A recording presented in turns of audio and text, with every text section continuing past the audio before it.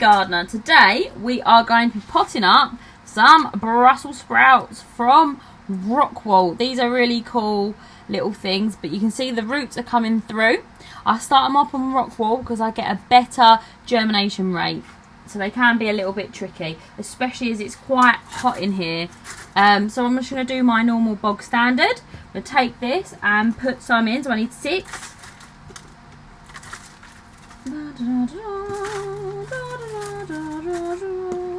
There we go, lovely. Love a bit of Brussels sprouts. So as you know, it's a Brussels sprout, which is a brassica, which means that per person you're looking for about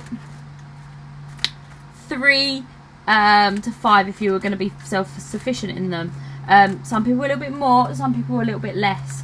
We're growing 15, so these are 6 of the 15 that we're growing. So we're doing them in succession planting.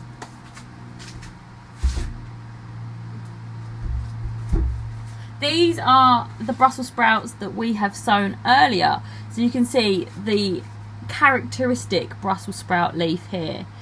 This is purple Brussels. I think they're really lovely, and they will be at my Christmas dinner this year. And I know it's weird to be in spring and thinking about Christmas, but that's what we got to do when we're trying to push for self-sufficiency. So you take your little plug plant and you pop him in the little hole. Make sure that you're going about 1 inch bigger than what you did have. And then all you're doing is backfilling in there like that. And what happens is you will get an absolute boom of growth because you've got all this lovely fertiliser in here and all the nutrients it needs to grow. So when it starts getting a little bit on like this, when the roots hit through, I stick them in some soil and you'll be surprised about the growth. I mean, this is a kale that I repotted about a week ago. So I repotted it when they were about this size, and look at the growth on there. It's got some beautiful strong true leaves. It's looking lovely.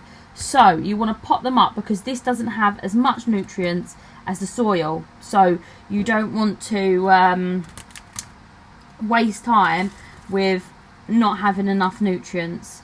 And I noticed that if you put too much liquid nutrients on them at this stage, they do not like it. So be careful, guys.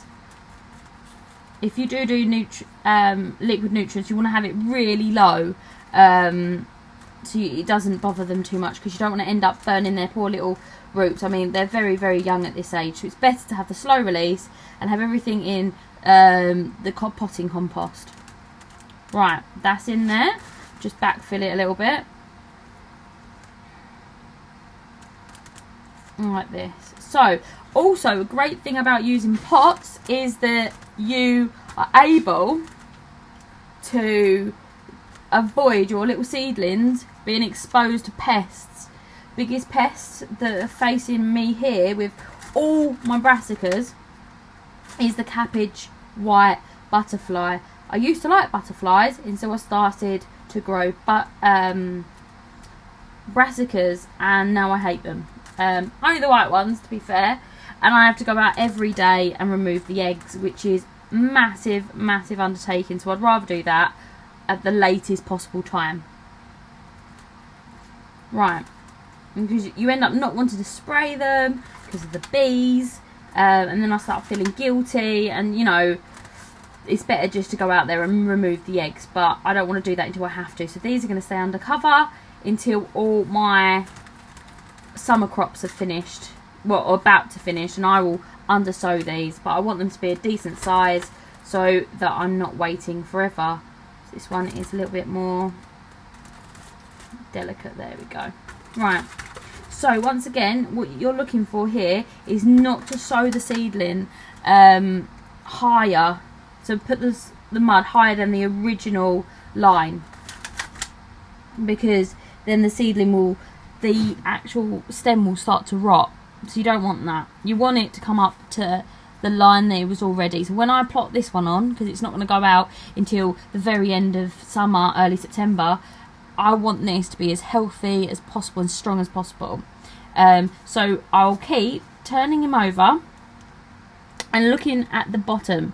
Now, if I see at the bottom any sign of little roots, I will pot him up. And I'll keep doing that until I have space for them to go out. And I know it's going to be nice and safe for them, and I don't have to put any netting over them, because I just find that such a faff. And then they'll be overwintered, hopefully have a bit for Christmas, and then these will help me fill that hungry gap that is from February to May. So very exciting that. So now they're in, they're going to be very thirsty, so what I'm going to do is going to water them in. Plenty of water. That rock wall will soak up the water and will make sure that the roots will not dry out. There's another massive benefit of having the rock wall in there, even when it's in soil, because they will keep your little seedlings nice and full of water. So absolutely lovely. This also has a rooting hormone in it, which helps the development of the roots, which is great. So that's it. The only other thing is you have to label. You don't have to, but unless you have a perfect memory, unlike me, I will look at these tomorrow and say, oh, look, lovely cabbages. So, one already here. So here I've just written bee sprouts. I know that means Brussels sprouts.